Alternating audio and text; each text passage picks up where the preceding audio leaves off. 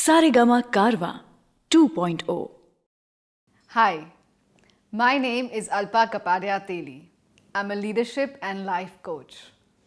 I'm very happy to welcome my guest today, who needs no introduction, Malini Agarwal. She's the founder of MissMalini Entertainment, a media influencer, a brand by her own right. Malini has been doing some great work with her Facebook group, the Malinis Girl Tribe, and I'm amazed at how she's balancing the real and the real so nicely. That's what made me reach out to her to get her to come talk to us about how she does this balancing act between the real and the real.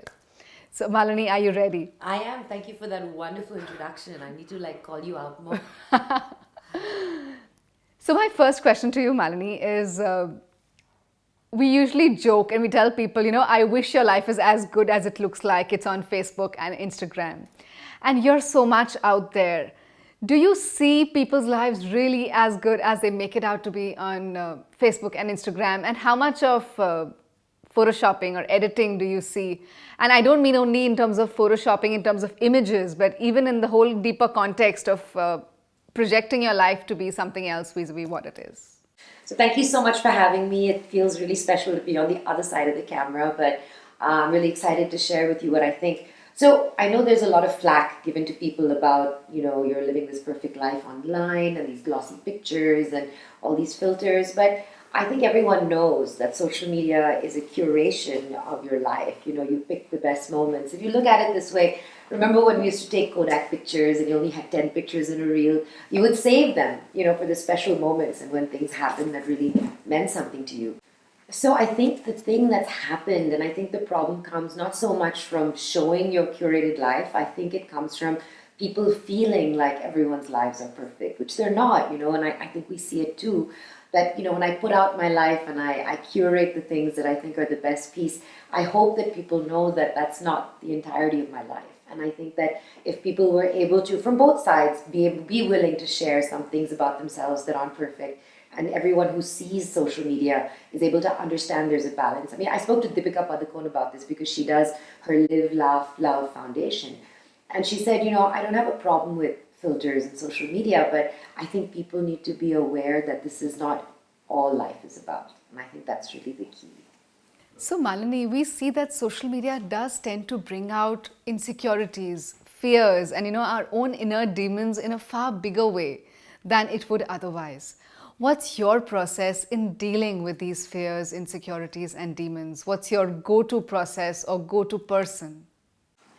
I mean, honestly, I'll be, very frank with you. I have my demons too, and that's why I understand the pressure of it. I do wake up in the morning and see how many followers do I have, how many likes did I get on a post, and I know that it's not good for me, but I can't help it. I think it's the line of work I'm in, and that validation that like gets you. I'm trying more and more to tell myself that that's not the most important thing. And the more important thing is, what am I saying to people and how they're responding? So I look more at what comments I get or what people are taking away from it. So what I try to do now is, and I set myself a new rule, is that the first thing in the morning when I end up going to my social media and looking for likes and followers, I stop myself and I go to other people's profiles and I write something, whether it's, something that I liked about it or share something, because what happens very often, we really like something. We might see a girl and love her skirt or her jewelry, but we won't say it out of some sort of shyness. But what's the worst thing that can happen? You'll have that 1 second of awkwardness where you're like, oh, I wonder how they're going to react. But after that, you feel good, they feel good, and you walk away actually feeling really happy that you did that. So I realized that I want to do that too, because I know how great it would make me feel if someone's come and said something to me. Aside from that, I actually look at some, fantastic women on social media, people like Ariana Huffington, who is the reason I sleep more now because of her book, The Sleep Revolution. Lily Singh, Superwoman, is a huge inspiration. I think she's done so well. She's come out with her anxiety, her depression, being bisexual, being a brown girl, a woman. It's all these things. And Rega Jha, who's the ex-editor of BuzzFeed, she shares a lot of herself as well. So, I mean, she just put up a picture the other day, where she had period stains on her bed sheets. It's like it happens to the best of us. It takes a lot of courage to do that and share that about yourself. So I admire them a great deal. So Malini, I've I read about your rules that you had, the rules which you built very early on in your career, where you said, I will not write something about someone which I cannot say to their face. I will spark enthusiasm and I will be kind. Now, I just love those rules. And I'm amazed that so young in your career, you were able to make a decision which was not mainstream because people were very happy talking bad things about other people. So what gave you that courage and clarity at that point to really lay this down, which I think has been the founding stone of MissMalini? So I'll be honest with you, I didn't get it right when I first started. I learned from my mistakes. My rules now, when I reveal them in my TEDx, are 3. Never say anything you can't, never write anything you can't say to someone's face. Spark joy with what you post. And I get that from Mary Kondo's show, Tidying Up. She says only hold on to the things that spark joy. But what if we applied that to the things we offer others? My 3rd rule is followers are people too. Because what we've done is we've dehumanized people and turned them into a follower count. And if we could unsee the numbers and see the people, we would behave very differently. So I'll tell you how this happened for me. When I started off, I was a Bollywood gossip blog. I didn't really know these people, and I would write stuff. And I wasn't doing it out of a mean spirit. It was just how people do entertainment content. And then a couple of things happened. One, I put up these pictures of Rajnikant without his hair and makeup, because everywhere internationally, people like to see their celebrities without makeup. And I went to sleep, and the next day, I was flamed for it. They weren't trolling me. They were genuinely so upset and hurt. And you know how fans are, that how could I do this? And then, it dawned on me that I had shamed him. And it wasn't body shaming, but because nobody talks about this kind of shaming, I felt really bad about it. So I took it down. I wrote an apology. But that wasn't my last mistake. I remember writing something about some actress or actor and then going to a party and being like, oh my God, I hope they don't see me because they're going to be upset about what I wrote. And then I was like, why is this making me feel this way? I'm feeling nervous and anxious, all because, the internet had given me this free pass to behave in a way that I would never do in real life. I think of myself as a good person. But what was I doing? I was being mean to people just for a few clicks to, increase my social currency of likes and followers. So what did I become and why? So I stopped and thought about it, and I said, if there was no public display of likes and followers and traffic on my site, would I behave the same way? And that's when I set my rules, because I realized, you've seen the show Black Mirror. We all live in this episode of Black Mirror now. And I feel like you have to apply this one rule. It's such a simple rule that if you were to behave online the way you do in real life, it won't be difficult for you to decide whether or not to write something. It'll be very easy for you to know very quickly whether or not to be a certain way. And I learned this the hard way, so I don't expect everyone to be like, oh my God, I should have known that. I had to learn it too. So Malini, when I read your book, the 5 things that people have said about you again and again have stood out for me is kindness, positivity, enthusiasm, generosity, and energy, high energy. So how do you balance being kind to yourself and being kind to others? Often we see, when we are very kind to ourselves, we tend to get depleted. So how do you balance that out, being kind to others and being kind to yourself? I mean, I'm only human. I think that if you ask my team, I do snap sometimes and I lose it. And I think it comes from my own stress and anxiety, then I feel really bad about it afterwards. But I think kindness is a really simple thing. And I actually learned this from my therapist. Yes, I go to therapy. We should all go to therapy. And she said something amazing. She said, you must approach the world with a shield of empathy and kindness. And it's not for other people, it's for yourself. Because when you look at other people and you approach them with that, you'll realize that when they're lashing out at you or they're being angry or they're being mean or trolling you, it actually has nothing to do with you. It's some demon that they're struggling with. And if you're able to be empathetic, like, okay, this person is going through something, you won't take it badly, you won't take offense, you won't feel like, why are they lashing out at me? And it's really helped me. And I think that's probably, the secret of it. Taking this kindness question forward, often we see that kindness and business cannot go together. And somehow in the way you work, I've seen you manage to intertwine kindness and business. Do you think that's possible, and how do you do it? Do you think it would work for all businesses? Absolutely. And I think part of the secret is to not take yourself so seriously. I mean, we've gotten so caught up in, what school do you go to, how much money do you make, and who are you going to marry? But let's think about it. What are we doing? We're here for what, 70, 80 years, maybe 50 based on my unhealthy lifestyle. And what is the purpose of your life? We've just gotten caught up in the Industrial Revolution and everything. But I always say this line from Moulin Rouge, the greatest thing you'll ever learn is just to love and be loved in return. So if that is your purpose of existence, then you need to apply that to everything that you do. And people think of me as cheesy, and I'm totally fine with that. Initially, when my blog was all about happy, shiny, people couldn't figure out why I'm doing that in entertainment journalism. Because people are used to it being more tabloidy and fashion policey. And I was like, they'll become comfortable with it. If not, I'm comfortable with it. So they used to think, okay, well, maybe she's just sucking up to Bollywood. And I was like, it's not about sucking up. It's about, why do we love films? Why do we love Bollywood? We love it because it's a dream. It's an escape from reality for those 3 hours, and we feel transported. And the crazy thing is that the reason why people love what celebrities wear, where they go, what they eat, who they date, is because it's an extension of that dream. So then isn't it super hypocritical of us to tear down the people that are bringing it to us, rather than look at the best part of it and what you enjoy?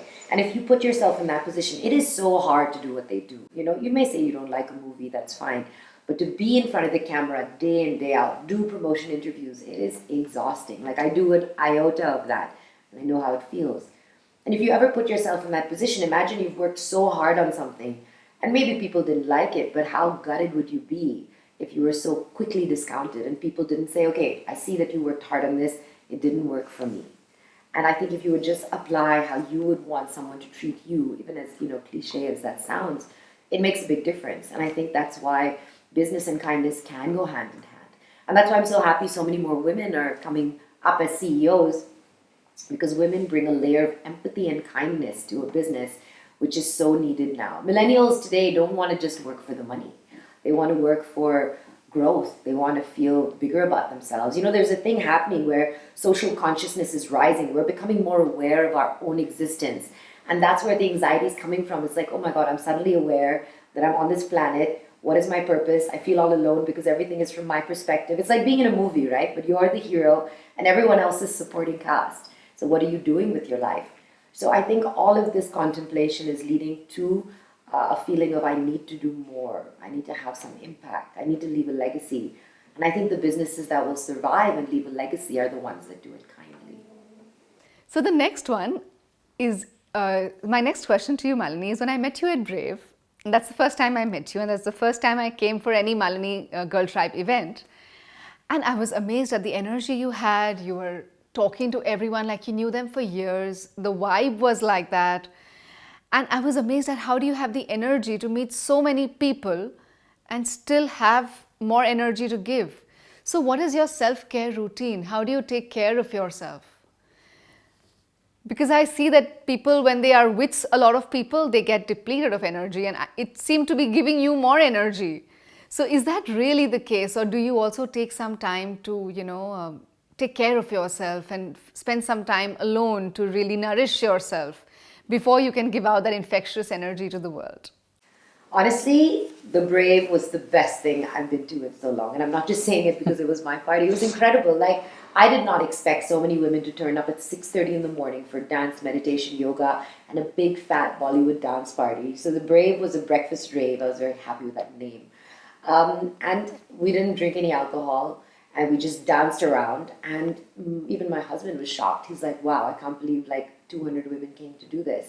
And I was so excited, and you were there, so you saw the energy was infectious. People were so friendly, there was no judgment, there was all age groups, we were bedazzling our faces, reading tarot cards, and we were doing it on a Sunday morning together. And what I loved is that these women had come together to give of themselves and share that energy. And it really made me feel amazing. I left that event feeling super energized and so excited about it. And people always ask me about my work-life balance. I have zero work-life balance. My work and life overlap so much that it's hard to tell the difference. But Wendy Clark, who's, the first female CEO of International Mudra, told me this. She goes, maybe it's not about work-life balance. Maybe it's about work-life integration and finding that balance in that space. And I love that. I love that. I love calling it work-life integration. And I feel like my energy comes from moments where I felt a great deal of pride of something that's been accomplished. Conversations like this where you're telling me I'm so kind, so I guess it's coming through.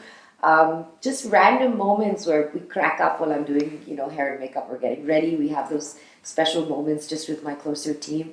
And my team takes a lot of care of me. There was a time where I had to do everything myself, but now they're like handing me collagen mix so that my skin is better, or I'm getting like a head massage from a makeup artist, and all these things, that make a big difference in my life.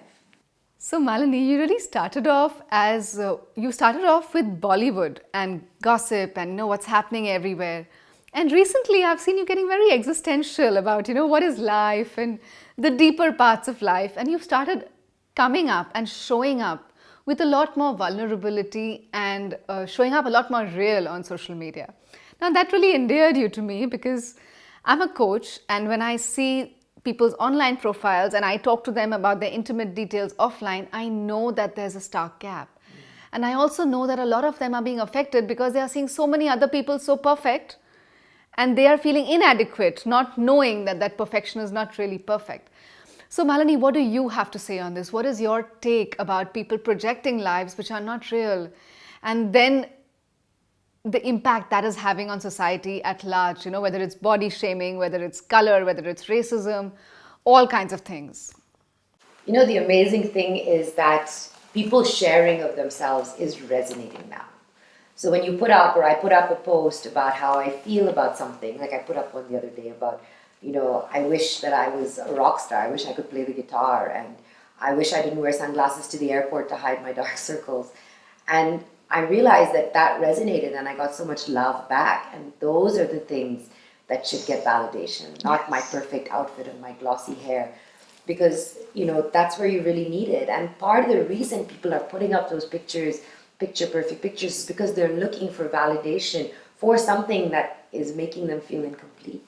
So what if they just dropped that and just talked about that piece? I'm not saying don't put up your perfect pictures. I do it all the time. But then ask for the validation about the things that really matter to you. So I feel very stressed all the time when people say, are you sick? Are you not feeling well? I'm like, no, I'm just not wearing makeup.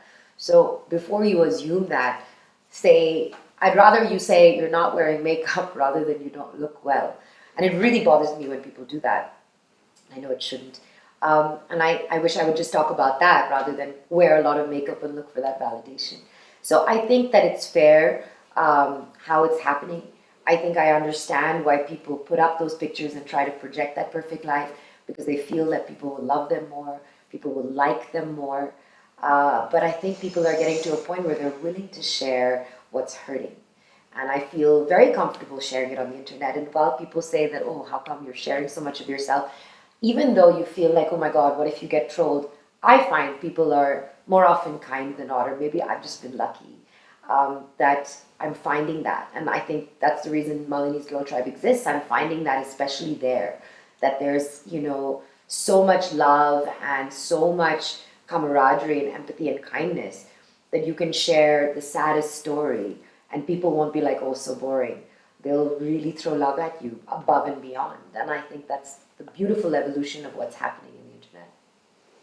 So Malini, what are the lessons you have learned from the Girl Tribe? Is it something you always wanted to do, or what triggered the idea of starting the Girl Tribe, and what are your biggest lessons from the Girl Tribe?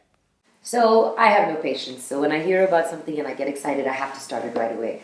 So I went to Facebook and they were telling me that they're promoting something called Facebook groups, which are private groups. I was like, that's really cool. I was like, what should I start my group about? And I was like, I'll just start Girl Tribe, because we had just done a campaign for Mother's Day or Women's Day called Girl Tribe. So I stole this name from Alicia and Divya, who are from my features team. They had just used it for a Women's Day campaign. And I was like, okay, I'm going to start Girl Tribe. And I added like 100 of my friends. And I thought it was amazing how just because, and sadly so, just because there weren't guys in it, or maybe, we didn't open up to everyone who might troll and be negative, the women were able to talk to each other so honestly, and there were more comments and more interaction and more engagement than I've seen anywhere else. Very long, detailed comments sharing things from everything. And what bothers me is when people say women's issues and they only talk about menstruation and rape. I'm like, everything is a women's issue. Food, travel, luxury, lifestyle, work, relationships, mental health. Everything is a women's issue, technically. I just don't like the word issues in general. And it just became a space that I go to before I go anywhere else, before I check my Instagram, before I check my email even, just to see what the conversations are. And it's so gratifying to see, hundreds and hundreds of comments about everything. And I've learned a couple of things from Malini's Girl Tribe. Is one that if you say things and you share things about yourself that are very personal, it resonates and people will respond to that. The other thing I learned is something I've learned about other social media, is that people have become so accustomed to being defensive or attacking that even in the Girl Tribe sometimes it happens. Somebody will say something and they'll have phrased it in a way that someone gets offended. And it turns into a little bit of a fight, and then I intervene and I say, let's step back and approach this with empathy and kindness. And I feel like Girl Tribes almost become sort of an experimental, unlearning the internet, rehab for the internet in a way, where people are allowing each other the space to say things and not being immediately judgmental. And it can be done. Even though you think, oh my God, the internet is too big a space, people will be trolled. It's possible to fix it. And I realized this because I used to, write stuff in the Girl Tribe, and I'd write something on regular social media, and someone wrote a mean comment. And I said, why do you have to be so mean about it? And they said, what do you expect, Malini? This is social media. And that's when I realized that we have to unlearn this version of the internet. We have to reboot. And I think Girl Tribe is that reboot. So please come and join it. It's Malini's Girl Tribe on Facebook, Malini's Girl Tribe on Instagram. And I don't mind telling everyone about it and pimping it out like crazy because I know it makes a difference. I know it helps people. And I think it'll help you too. So Malini, how do you see women in India versus women across India? In India, I do see a lot of patriarchy in the women I speak to. How does that correlate to outside India? Is it in as much degree outside India as well? What are the differences you see with women across the world where you're traveling? I'd love to know your views on that, actually. I think the patriarchy exists everywhere. I think women have been doing the freedom struggle for a long time. I think in India, it's a little more complicated. I think patriarchy exists, not just men trying to subdue women and control women. The women are doing it to themselves. And I don't think they mean to, but it's just so steeped in our culture. I always had a big problem with fairness creams. And I was like, how can they do that? And I blame the companies. And then I realized that it wasn't the fairness companies. It was even the moms and the aunties. Even my auntie would be like, don't go out in the sun, or itni kali si sukri si hoti. They like the comments they make. And it comes from, the fact that people think that if you are darker, you used to be working in the fields and were poorer. And it's the reverse, actually, if you look internationally. But the patriarchy comes from, okay, my son should eat first. He's going to be the provider. He's going to take care of me in my old age. And the daughter's the paraya mal anyway. And I think that can be changed. But in India, there are many layers to fixing this. And one, we're very lucky. We're the 0.1% of privilege. And I only realized this looking back, that my parents let me do whatever job I want. I was a professional dancer. I don't know if a lot of people would have that freedom. And I see girls struggling with their families, struggling with difficult marriages, struggling with the idea of, can I get divorced and, or should I stay in my marriage and get beaten up? And I feel like this needs to be like a very seismic, large-scale shift. And I always say this, that feminism is not just about women. Feminism is also about men. And it's not women versus men. It's men versus bad people. And I think that there has to be positive masculinity, and men must join the conversation, because men are the best role models for other men. And there are enough. We all know some amazing men. Our fathers, our brothers, our friends, they are there. And they're just not the kind of people who come and say, okay, I'm going to come protect you. They're with us, but we have to give them a voice. And it's very important that we do that. So yes, India is steeped in more patriarchy, but it also comes from generations of colonialism and, upbringing, and the way that, unfortunately, it feels, and even today, it's like, okay, don't go outside in a short skirt. And parents are half saying that from patriarchy and half from fear, And so it's a mix of things. So I wouldn't look down upon it and say, oh, India's so behind. I think you have to understand where it comes from. So I think patriarchy does exist, but I think women really have come a long way, and you see a rise of the Devi or the Shakti in India too. So I'd like to know, what are your top 3 observations about how women have come up in India over the last decade? So I've been observing women for a long time. I've been looking at myself as well, and I'm super excited that women are rising. You can feel it. You can feel it in the air. Yeah. You can see it everywhere. And I always tell young women, we live in a generation now where you can make anything your career. You can be an influencer, you can, become a stylist, a makeup artist, an entrepreneur, anything you want. So seize the day, carpe diem. And I think women are doing that. They're getting the confidence to do that. I think also women have a great deal of patience. So it makes me very mad when people say, how come you never spoke up about the Me Too movement before? One, we were afraid to. Two, we have a lot of patience and a lot of empathy for other people. And, I think now it's kind of, we've had enough. So if you don't listen now, you're going to be collectively screwed. Pardon my French. And the other thing that I feel is happening is that women are becoming kinder to each other. And part of the patriarchy was that women were told that you have to be in competition and you can't all succeed and you have to pull each other down. And we used to do that to each other, but now we're realizing that we don't. We can all rise together. And that's a scary thing for a lot of people, I think. And it's the same concept as colonialism, right? Divide and conquer, that's what was happening to women as well. But now if women come together, you see women, and you saw it at the Brave, we become best friends in like 5 seconds, is all it takes. And I think that's a very major shift that's happening, and I'm very excited about that. Malini, I see you online, and it's not just you online, there's a whole team online, which makes MissMalini online, right? But these days I see more and more, whether it's telecom companies, whether it's phone companies, people understanding the ill effects of social media, the impact it's having on our own real connections, the impact it's having on family. And people are deleting their Facebook accounts and they're downloading apps to keep them off from social media. How do you see social media evolving? Do you see us like just deleting our accounts and getting into something else? Or do you really see us being able to do this balancing act? And I really worry, will the next generation know what it's like to hold a new book in their hand? Or know the joy of standing on top of a mountain after a trek? Or know the joy of sitting by the beach without any device and just being able to be in the moment?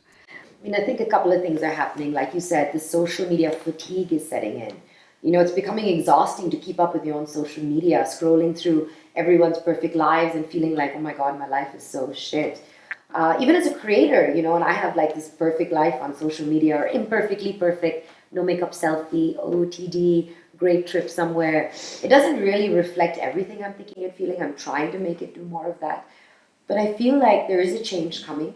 I think that influencers are going to change in the sense that it's not going to be idol worship anymore. Influencers that create community, that listen to the audience are going to make a difference. I think people want to be seen, whether it's come from all this, repeated conditioning that I want my social media, I want to be famous myself, which means people don't just want to follow an influencer, they want to be an influencer. And by the way, everybody is an influencer. You influence your circle of family and friends every single day. And it's really important that you think about what kind of influence you are. One thing I try to tell people all the time is think about your social media legacy. See, we were never taught how to use social media, right? It just showed up in our lives. You're taught everything else, how to walk, talk, eat, behave, the difference between right and wrong, how to drive a car. Like if I just gave you my car keys and no training, you'd crash, and I think that since we were never taught how to use social media, there's been a big, mistake in a sense of how people are using it. But I think people are starting to understand that. And I think that even for me, like I said, I've made my mistakes to get to a point where I'm realizing this. And I think everyone's on their own learning curve. So I think social media will change. The interesting thing is we worry about the next generation. We're like, oh my God, what about them? I wouldn't worry so much. They are used to it. And for us, it was this greed. Oh my God, look at this, social media, it's so amazing. But for us, it wasn't like, oh my God, look at this cassette player, I must have it. It wasn't such a big deal, right? This is something this next generation has grown up with. They're not even that interested. They are reading books, they care about the environment more than we do. And they aren't obsessed with Facebook or validation. In fact, sometimes they prefer things where their accounts are private. So the worry that we have may not necessarily be such a big one. I think there will be a shift. I think our generation benefited and suffered the most from social media in a way. But I think, we'll get by. We always do. So Malini, I read your book, like I told you, and I loved it. I loved how you were so real in the book. So I want to ask you, where's Miss Malini's rocket going to land next? What are your plans with the Girl Tribe, with MissMalini Entertainment? What are your plans? So I think for me, there's a couple of things. And I think, my rocket's journey and trajectory keeps changing with how things are changing. I think that because the way the environment is changing, we're now going to focus on a few things. We're definitely going to double down on influencer marketing, but what I want to do is fix that landscape. Right now, it's kind of all over the place. And you don't even realize this, but even though there are 70% of women influencers, they get paid less, they get trolled more. They don't really have a good system for finding the right brands. And if you look at how a lot of brands function, is they prey on your insecurities. You're not fair enough, you're not thin enough, you're not good enough. And I want to change that. I want to change the message that brands are giving through influencers by creating that ecosystem for them. I want to work on more OTT content. See, people have always thought of feminism as this blind spot, that they're angry, the angry girls club, men versus women, but that's not what it is. You will find positive feminism and empowerment in so many things. So I was with Ananya Birla yesterday. She's come out with a new song, and you would think, okay, it's just entertainment. She looks hot in the video, but that is an empowering message. It's an empowering video. That is feminism. That's girl power. So I want to be able to create content that is fun, that is sexy, that is work hard and play hard, and flood the environment, which might have a lot of negativity, with that positive, uplifting content. And it doesn't always need to be serious. And the biggest problem I found with content related to women's empowerment is that it has become very, here they go again, and boring. And, they're just doing some sort of, sad conversation about things. And then what happens is it becomes a hashtag for 2 weeks when something terrible happens, and then we forget about it. The same thing, we do Pride Month for 1 month, and then what about the rest of the year? So same thing. Look for empowerment in the things that you see every day. When you see, I love that my office is 90% women. That's feminism. That's empowerment. And feminism is considered a bad word or a boring word. Let's bring it back. Let's take it back. Let's make it cool, especially for the next generation who wants to be that, wants to be woke, is woke, and doesn't want to be shafted with an old school thinking of angry girls. We're not angry girls. We're happy girls. We love men. There's nothing wrong with them. We don't like bad people. And I think that's kind of what I want to focus on. I'm writing my second book, which is kind of like an ironic textbook on how to be good on the internet, because we never had a textbook, so hey, why don't I write one? And then I'm really getting into podcasting because I believe that's going to be a big space since people have such a short attention span. So I'm actually doing a bunch of podcasts on girl bosses, on self-care, on, even Bollywood. So I'm pretty excited about that. Wow. Is there anything else you want to share with us? So now we're done with the questions, but there's something else you want to say, spread a message, say something? Well, I want to say thank you. I think this has been such a great interview. I haven't had an opportunity to say all the things that I wanted to say, and I'm really excited that I got to. And I think that it's so great to have a woman come and spend time with another woman and ask her these questions and allow me to share this. So it means a lot to me. So I want to say thank you to you, to Saregama, for making content like this. This is empowering. I feel great. And to everyone out there, boy, girl, just live your best life. You live in a time where you can make anything you want your reality. And if you're watching this, then chances are you live a pretty privileged life. Use it to do one good thing. And you don't need to save the world every time you post something. You don't need to go out and give all your money to a charity. Be good in one small way. Give somebody one compliment. Leave a happy message on someone's post. Call your mother, Sometimes that's enough. Just do one good thing every day. And the world will change. Malini, I want to thank you for this wonderful, wonderful interview. It's been so insightful to just sit with you and know your views really on social media, on balancing the real and the real. I think we're taking a lot back today. So thank you so much for agreeing to do this, and thank you for this time and this amazing experience. Thank you for these questions. I don't think anyone's ever asked me these things, and I've always been on the other side, and I know it's not an easy thing to talk to someone, but you've done it so genuinely and with such realness and passion, and I really appreciate that you read my book. So thank you for having me. That's me, Alpa, your friendly neighborhood life coach, signing off as I go and listen to my favorite song on the Saregama Podcast.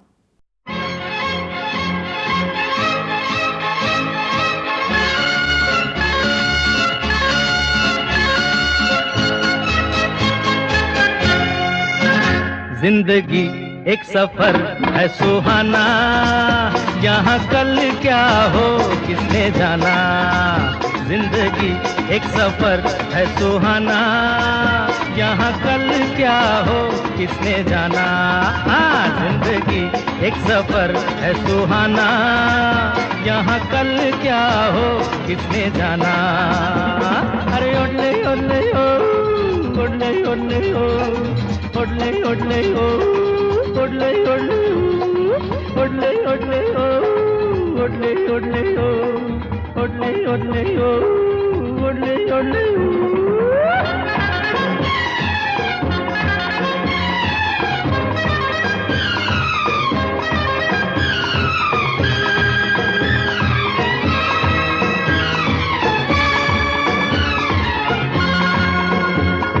चांद तारों से चलना है आगे, आसमानों से बढ़ना है आगे। अरे चांद तारों से चलना है आगे, आसमानों से बढ़ना है आगे। पीछे रह जाएगा ये जमाना, यहाँ कल क्या हो किसने जाना। जिंदगी एक सफर है सुहाना, यहाँ कल क्या हो किसने जाना। ओले ओले ओ, ओले ओले ओ, ओले ओले ओ, ओले ओले ओ, ओले ओले ओ, ओले ओले ओ।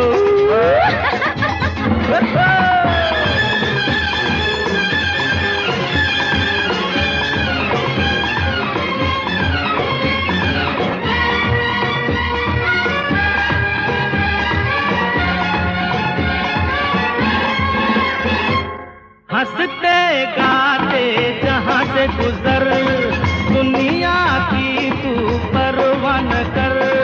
हंसते गाते जहाँ से गुजर, दुनिया की तू परवाह न कर। मुस्कुराते हुए दिन बिताना, यहाँ कल क्या हो किसने जाना। जिंदगी एक सफर है सुहाना, यहाँ कल क्या हो किसने जाना। ओले ओले ओ, ओले ओले ओ, ओले ओले ओ, ओले ओले ओ।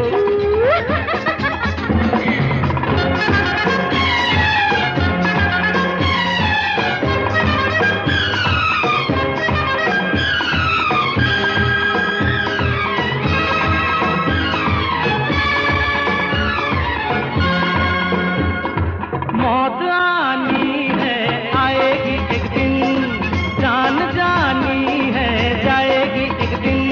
अरे मौत आनी है आएगी एक दिन, जान जानी है जाएगी एक दिन। ऐसी बातों से क्या घबराना, यहाँ कल क्या हो किसने जाना। जिंदगी एक सफर है सुहाना, यहाँ कल क्या हो किसने जाना। Tit tit tit tit